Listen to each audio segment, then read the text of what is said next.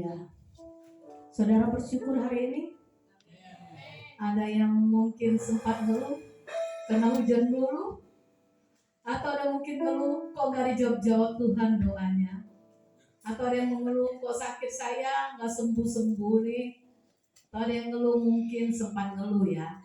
Tapi ingat saudara, bagian dari hidup itu adalah perjuangan. Amin. Pergumulan. Kalau Tuhan izinkan kita dapat pergumulan, dapat perjuangan hidup, itu tandanya Tuhan mau siapkan sesuatu yang luar biasa bagi hidup kita. Amin. Jalani hidup kita tetap mampu untuk bisa bersyukur. Mari kita masuk dalam hadirat Tuhan. Kita mau siapkan hati kita. Kita mau memuji Tuhan. Kita mau menyembah Tuhan. Kita percaya Allah bertata di atas pujian penyembahan orang percaya. Haleluya.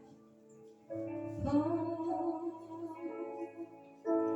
haleluya. Haleluya. Haleluya.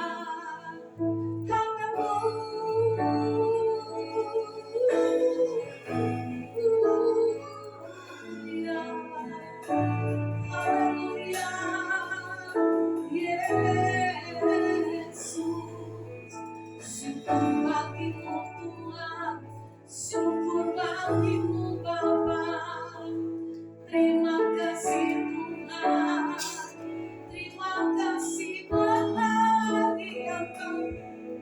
Kami bersyukur, kami memuji Engkau Tuhan.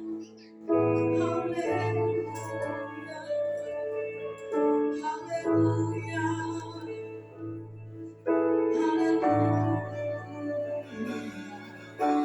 Pujilah Engkau Tuhan, dan pujilah Engkau Bapa, dimuliakanlah nama-Mu, diagungkanlah nama-Mu, Yesus. Haleluya,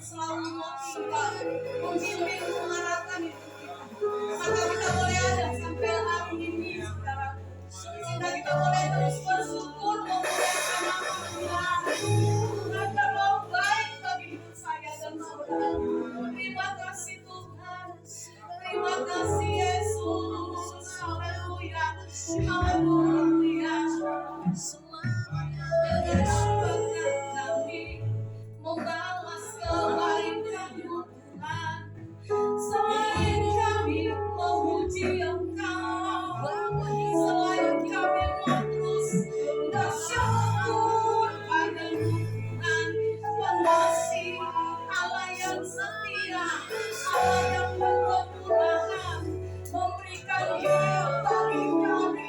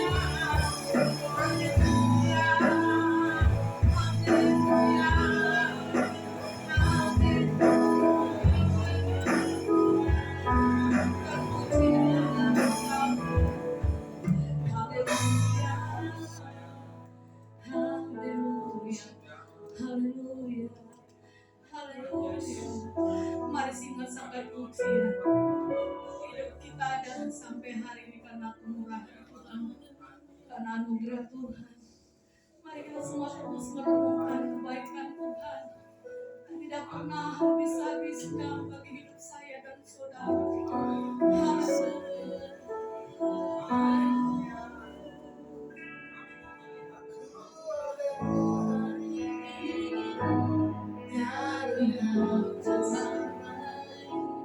Dan terlambat bagiku semua yang alami bersamamu lewati indahnya kasih Tuhan seperti pelangi semanis hujan. Mari simak sekat angkat hujan ini. Kita mau terus merenungkan kebaikan Tuhan. Aku ada hari ini. Amin. Karena semangat dan kasih sayang baik bagiku. Terima kasih Tuhan semua yang alami bersamamu lewati indahnya kasih Tuhan seperti pelangi semanis. Sama-sama mari bangkit berteriakan pujian-pujian saja katakan semuanya. Aku hari ini karena baik dan teramat baik bagiku. Semua yang alami bersamamu lewati indahnya kasih Tuhan seperti pelangi semanis. Siapa dia Tuhan? Haleluya. Hari ini karena Tuhan baik dan teramat baik bagiku. Semua yang alami bersamamu lewati indahnya kasih Tuhan seperti pelangi semanis. Siapa lagi? Aku ada.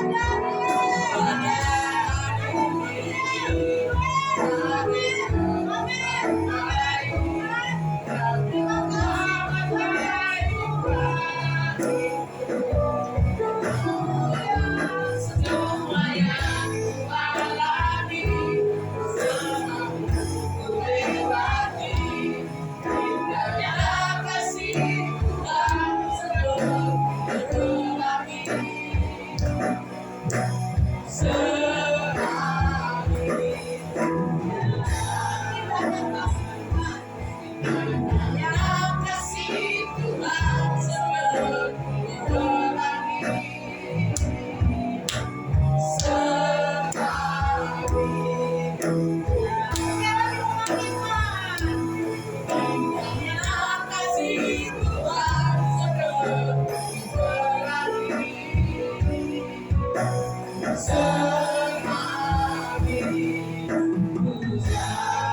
Berikan kemuliaan bagi Tuhan Yesus Kristus. Haleluya. Haleluya. Haleluya. Tuhan ini ungkapan kami, ungkapan Tuhan kami Tuhan. Indahnya kasih Tuhan seperti pelangi habis hujan. Artinya Tuhan tidak akan pernah sekali-kali meninggalkan hidup kami. Tuhan akan terus menyertai, mendampingi, membela, dan menolong kami Tuhan. Dalam nama Yesus, terima kasih Tuhan. Dan kami akan lebih lanjut untuk memuji dan menyembah Engkau Tuhan. Biar Kau bertahta di atas pujian penyembahan kami. Siapapun anak-anak Tuhan yang melayani pekerjaanmu hari ini, Tuhan pakai dengan dahsyat, dengan luar biasa, dan nama Tuhan dipermuliakan. Terima kasih Tuhan. Dan doa kami yang kami akhiri dalam doa Bapa kami. Bapa kami yang di surga, dikuduskanlah namamu, datanglah kerajaanmu, Jadilah kehendak-Mu di bumi seperti di surga. Berilah kami pada hari ini makanan kami secukupnya, dan ampunilah kami akan kesalahan kami, seperti kami juga mengampuni orang bersalah pada kami. Dan jangan membawa kami ke dalam pencobaan, tetapi lepaskanlah kami daripada yang jahat. Karena Engkau punya kerajaan dan kuasa dan kemuliaan sampai selama-lamanya. Amin. Berikan salah-salah yang berikan kita Yesus Kristus, Allah yang hidup, Allah yang luar biasa, Allah yang dahsyat. Amin. Siapa yang masih melakukan kedahsyatan Tuhan, mendingan keluar dari tempat ini. Saya bilang saudara, kenapa? Kita sebagai anak-anak Tuhan harus merasakan kedahsyatan Tuhan. Amin. Amin. Amin. Berikan sekali kemuliaan bagi Tuhan.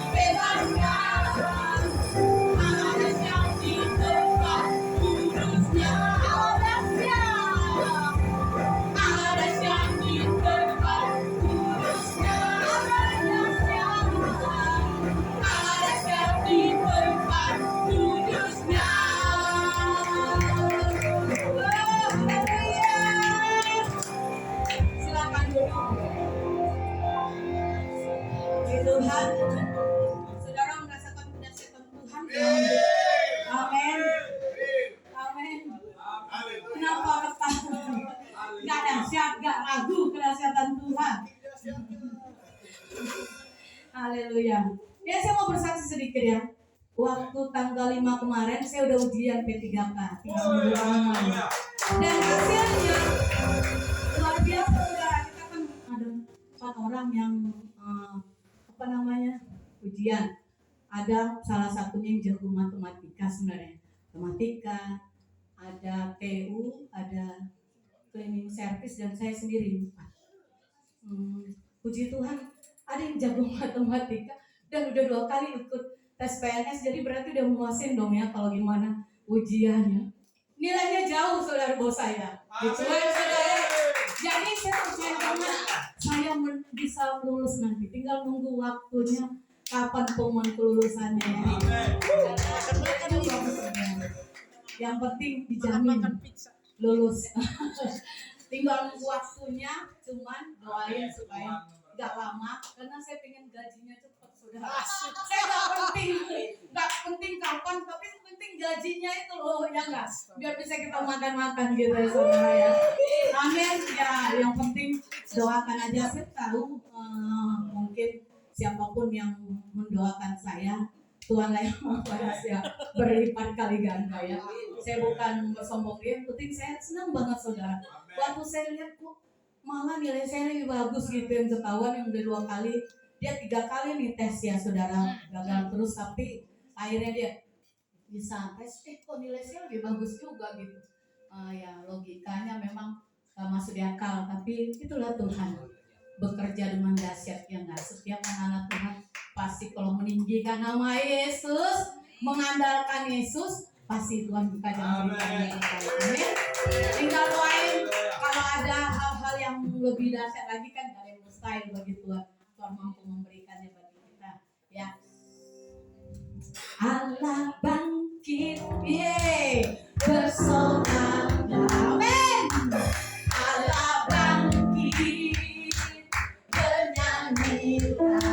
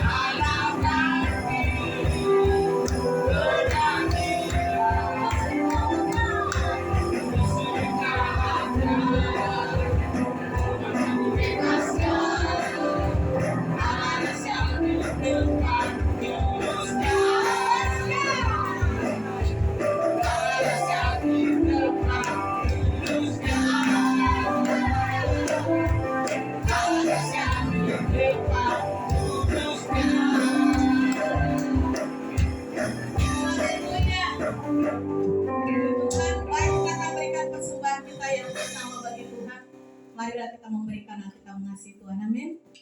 Kita akan berdoa terlebih dahulu. Tuhan, inilah kami, anak-anak-Mu Tuhan, hamba-hamba Tuhan.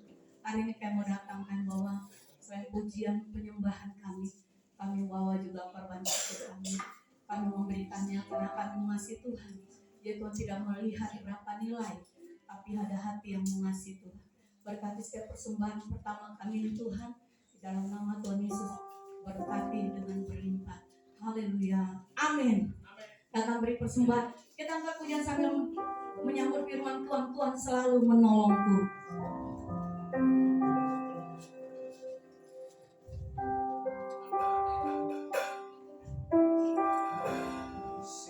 Akan selalu berganti.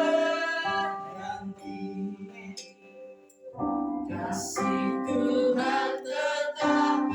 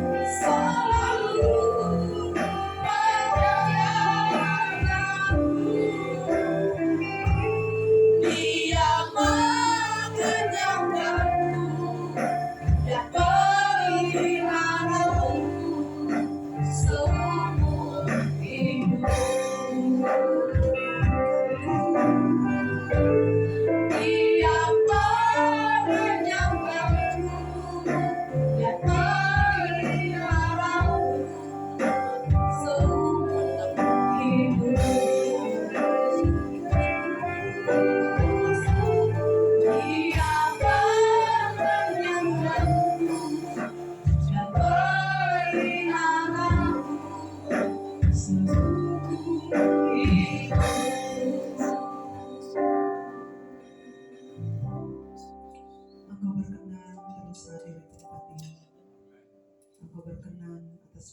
Tuhan, Engkau berkenan atas semua yang terjadi hari ini bagi kami. Dan kami bersyukur dan kami siap mendengarkan firman Tuhan. Haleluya. Amin. Silakan duduk kembali saudara.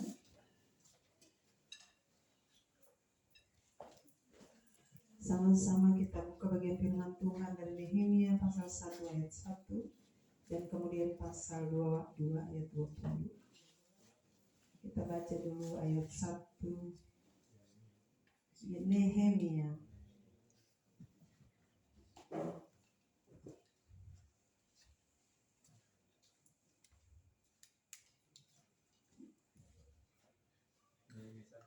Nehemia 1 ayat 1.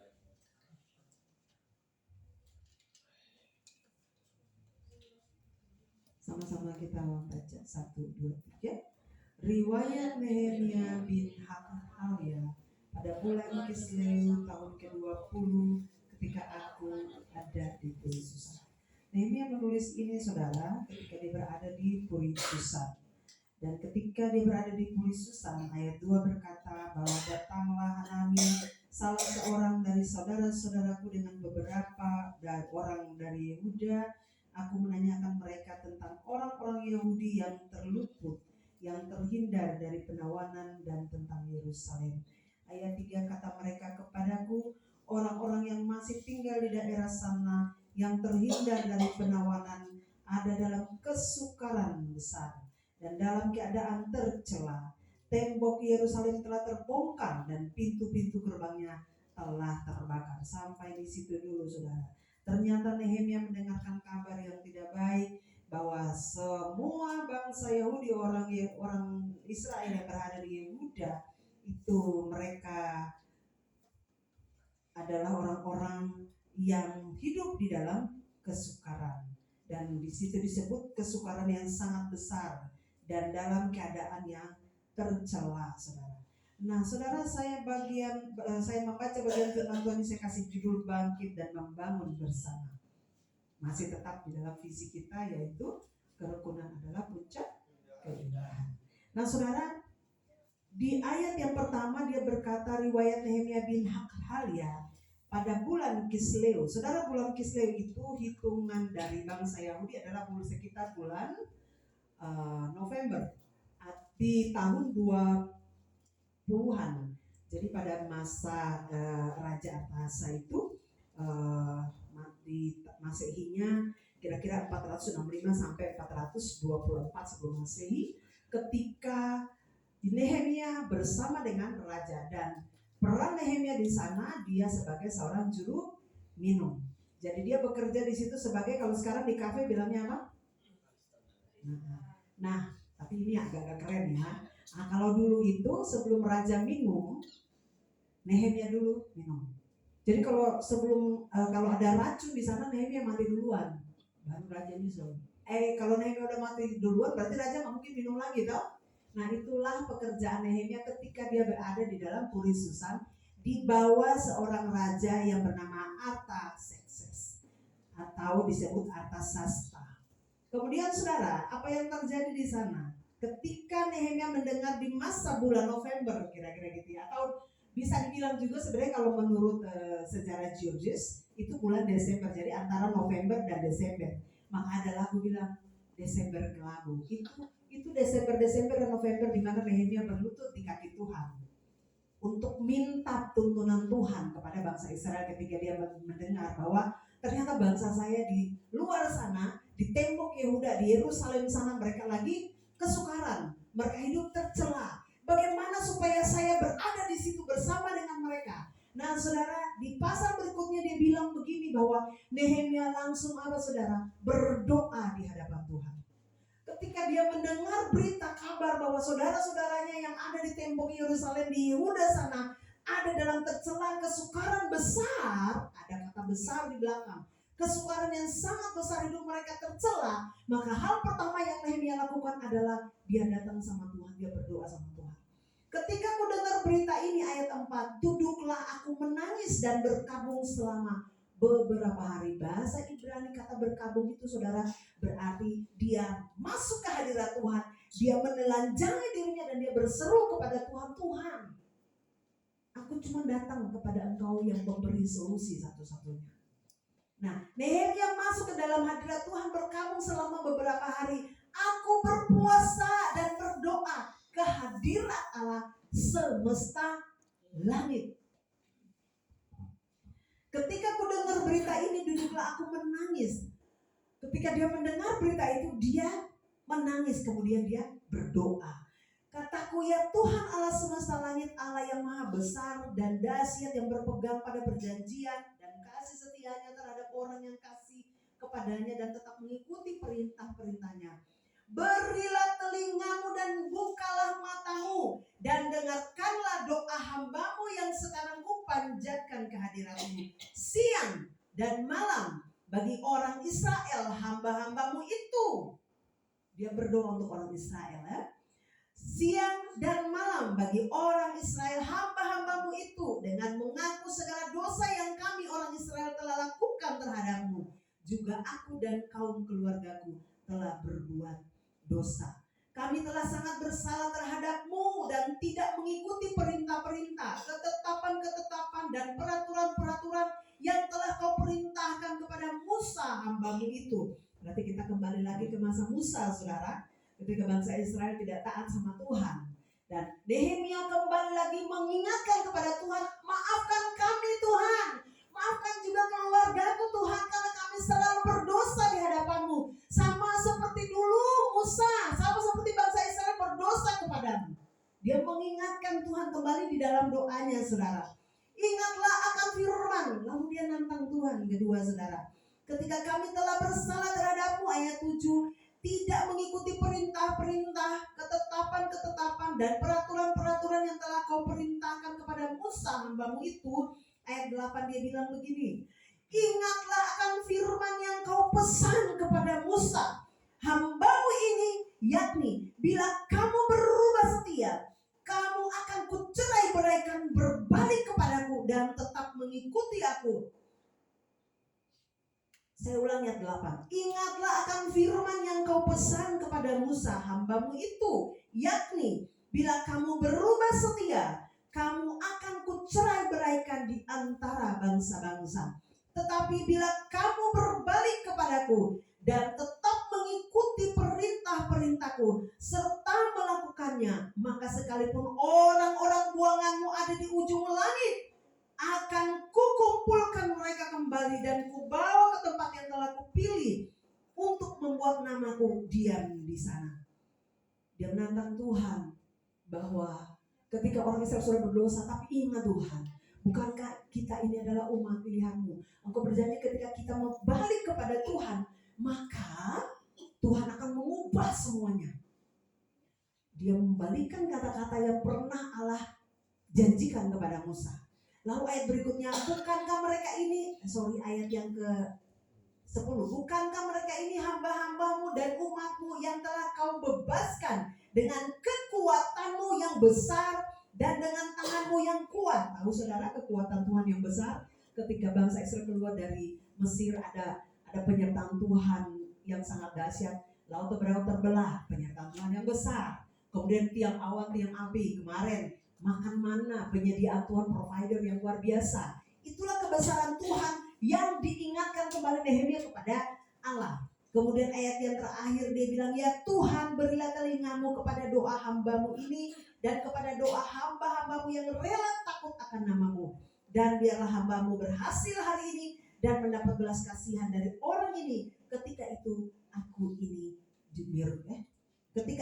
ini juru minuman raja. Jadi tugasnya dia di Puri Susan adalah seorang juru minum. Nah saudara, kemudian saudara, saya baca sejarahnya dulu. Kemudian di ayat pasal yang kedua, di ayat pertama, pasal 2 ayat pertama, pada bulan Nisan tahun ke-20 pemerintahan Raja Artasasta,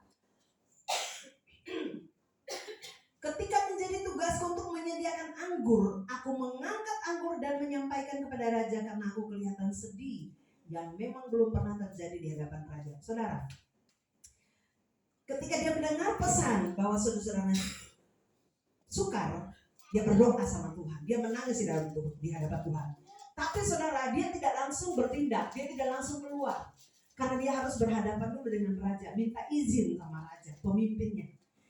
Di ayat yang kedua, tadi bulan apa? Kalau menurut Yahudi, November. Menurut George, Desember. Sekarang di situ dibilang pada bulan Nisan, tahun ke-20 pemerintahan Raja Artahsasta. Tahun Nisan ini saudara, dibilang sekitar Maret atau April. Berarti berapa bulan kita hitung? Mulai dari November aja. November ke Desember 1 bulan ya. Desember berarti ya. Desember, Januari, Februari, Maret. 4 bulan dia berkabung di hadapan Tuhan. 4 bulan dia berdoa di hadapan Tuhan, meminta kepada Tuhan, Tuhan kasih petunjuk kepada dia. Dan kemudian saat dia mau menyiapkan minuman kepada raja, mengangkat anggur menyampaikan kepada raja, raja melihat dia sedih saudara. Nah lewat raja inilah maka dia diizinkan keluar untuk memperbaiki tembok Yerusalem. Kemudian saudara yang luar biasa begitu ada penyertaan Tuhan kepada Nehemia yang luar biasa adalah ketika raja mengizinkan, dia meminta, Bab Raja, bukan saja saya pergi begitu saja dengan tangan kosong, tapi saya minta engkau bicara kepada para bupati yang adalah orang-orang yang bekerja juga di wilayah itu, biar mereka memberi izin. Kemudian engkau ada orang-orang yang mengawal dia juga dalam setiap perjalanan dia. Dan saudara, saya baca lagi, bertanyalah ia kepadaku, mengapa mukamu muram walaupun engkau tidak sakit? Engkau tentu sedih hati. Lalu aku menjadi sangat takut. Jawabku kepada raja, hiduplah raja untuk selamanya. Bagaimana mukaku tidak akan muram kalau kota tempat pekuburan nenek moyangku telah menjadi reruntuhan dan pintu-pintu gerbangnya habis dimakan api. Lalu kata raja kepadaku, jadi apa yang kau inginkan? Maka aku berdoa kepada Allah semesta langit. Kemudian jawab kepada raja, jika raja menganggap baik dan berkenan kepada hambamu ini, utuslah aku ke Yehuda, ke kota pekuburan nenek moyangku, supaya aku membangun kembali. Lalu bertanyalah raja kepadaku, sedang permaisuri duduk di sampingnya, beberapa lama engkau dalam perjalanan, dan bilakah engkau kembali? Dan raja berkenan mengutus aku sesudah aku menyebut suatu jangka waktu kepadanya. Berkatalah aku kepada raja, jika raja menganggap baik, berikanlah aku surat-surat bagi bupati-bupati di daerah seberang sungai Efrat, supaya mereka memperbolehkan aku lalu sampai aku tiba di Yehuda. Pula sepucuk surat bagi Asaf. Asaf ini kalau kita bilang praise and worship ya, Bani Asaf ya. Pula sepucuk surat bagi Asaf pengawas taman raja. Jadi mereka itu seperti imam. Supaya dia memberikan aku kayu untuk memasang balok-balok pada pintu-pintu gerbang di benteng bait suci. Nah, karena ada kata bait suci di situ berarti berkaitan dengan penyediaan praise and worship ya, ibadah. Dan tembok kota untuk rumah yang akan kudiami, dan raja mengabulkan permintaanku itu karena tangan Allahku yang murah melindungi aku. Saudara, luar biasa. Jadi hal pertama yang Nehemia lakukan adalah dia menangis, dia meratap, kemudian dia berdoa. Lalu hal yang kedua adalah dia minta petunjuk dari Tuhan, kemudian dia menghadap kepada raja, dan Tuhan memakai raja mengizinkan itu. Kemudian Nehemia pergi dengan kemurahan Tuhan. Saudara, pelajaran yang saya dapat dari sini saudara, untuk kita semua, bahwa memang akhir-akhir ini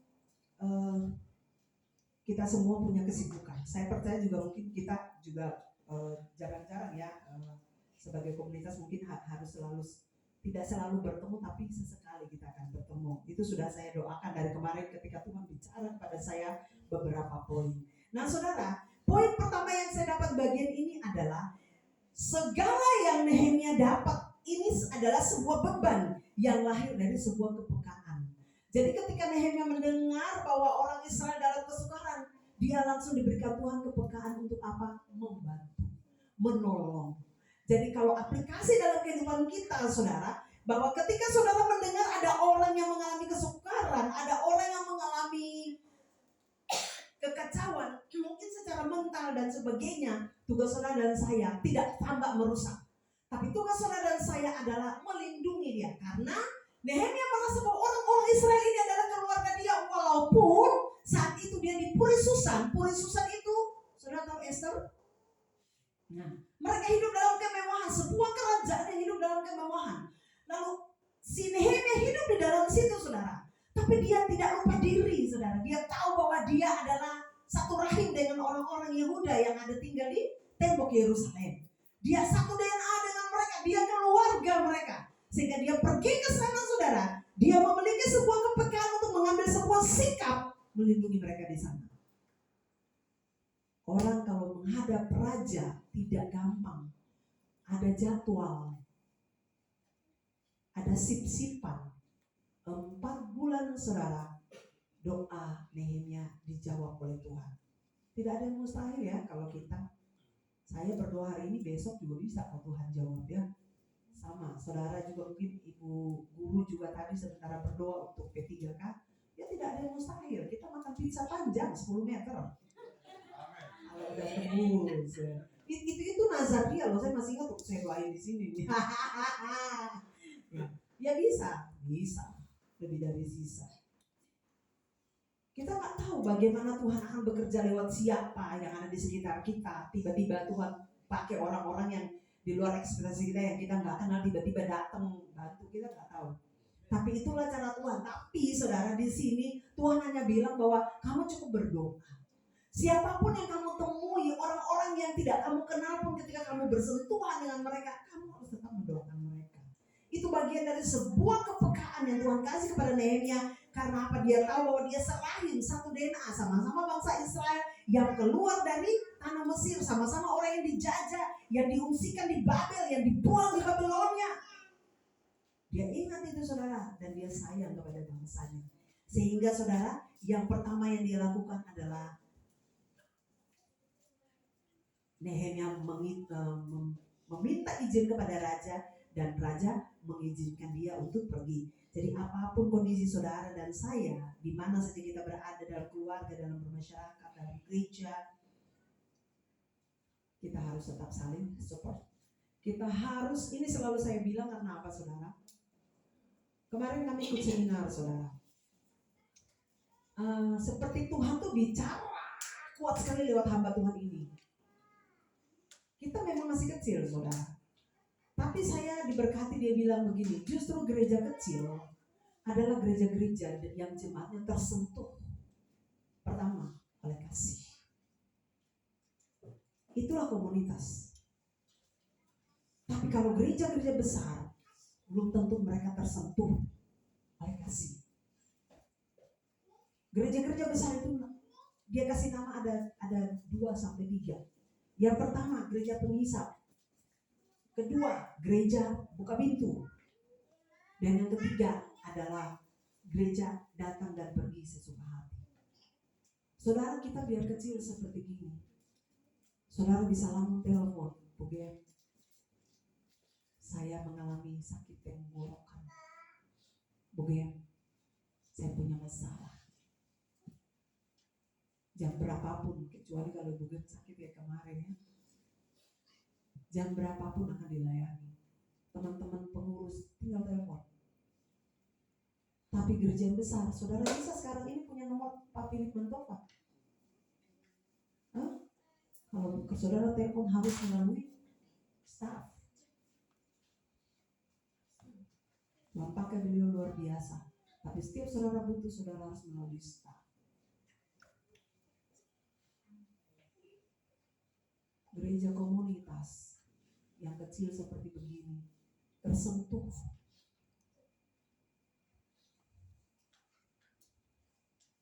Ya saudara bersyukur. Biar kita kecil, yang penting kita punya hati dengan Tuhan besar.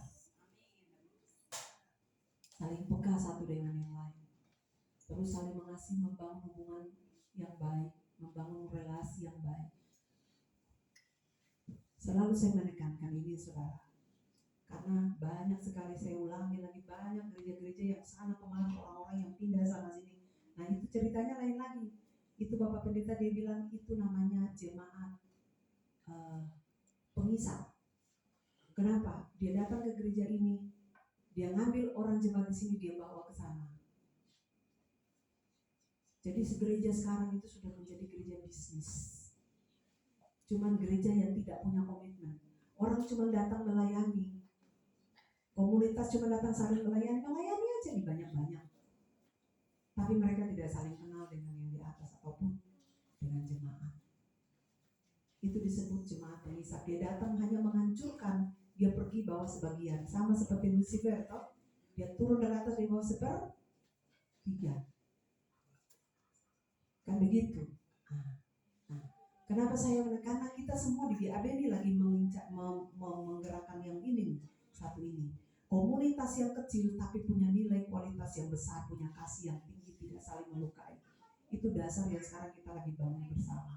Kenapa? Karena gereja-gereja besar sekarang mereka boleh dahsyat, tapi belum tentu mereka tersentuh oleh gembala. Belum tentu juga mereka tersentuh oleh pengurus-pengurus dan lain. Mungkin mereka punya sel-sel kecil dan sebagainya, tapi tidak semua. Itu disebut gereja buka pintu.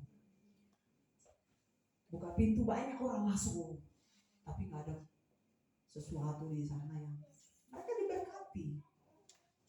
Tapi untuk sentuhan-sentuhan secara spiritual antara kita sesama dan Tuhan itu kurang.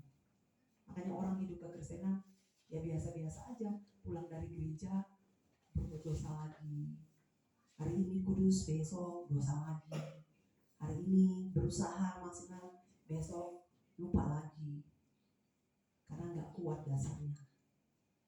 Jadi saya bersyukur firman Tuhan itu tajam seperti pedang bermata dua. Firman Tuhan menusuk sampai di sumsum kita. Sakit banget, tapi memang seperti itu yang kita harus lakukan. Kita punya nilai kepekaan yang luar biasa seperti Nehemia. Ketika mendengar sesama saudara kita ada yang sakit atau ada yang ini, kalau gembala tidak bisa turun karena ada hal lain, saling menolong, saling mensupport. Selalu saya ingatin walaupun sudah ada yang melakukan, tapi teruslah lakukan. Giat melakukan segala kebaikan. Nehemia punya sebuah kepekaan yang luar biasa. Dan yang kedua saudara, langkah pertama yang Nehemia ambil adalah tadi doa. Jadi setiap saudara dan saya juga, entah itu pengurus, pemimpin, gembala, praise and worship, tim PW dan sebagainya, kita punya kepekaan. Kalau kita mendengar di antara kita mungkin ada yang sakit atau ada yang susah, mari kita bantu saling doa. Kalau kita tidak bisa bantu secara mandiri, paling tidak kita mendoakan dia. Kalau kita tidak bisa lakukan apa-apa, paling tidak kita bilang sama Tuhan, gerakkan orang lain untuk turut bekerja di dalam kesusahan dia. Nehemia sendiri saudara, dia menerobos sehingga bangsa Israel ini mereka pulih kembali. Saya tidak tahu di antara saudara Tuhan kasih terobosan itu, kemudian ada orang yang pulih di dalam. Lakukan terus. Saudara mungkin tidak akan menuai hari ini, tapi nanti saudara akan tuai.